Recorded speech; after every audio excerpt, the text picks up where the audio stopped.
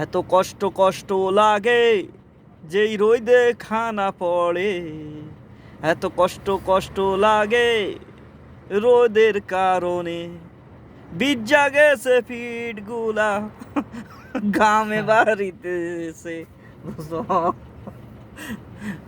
আমার দোস্তরে দেখলে আমার আবল তাবল কানাইয়ে, বুঝছেন? সকল ভাই ও বন্ধুরা কেমন আছেন সবাই? আশা করি আলহামদুলিল্লাহ অনেক অনেক বেশি ভালো আছেন। জীবনটা এনজয়ের জায়গা, কিন্তু এনজয় করার মতো পয়সা নাই, গরিব মানুষ। যদি আপনারা একটু ভালোবাসেন, লাইক কমেন্ট শেয়ার করেন, তার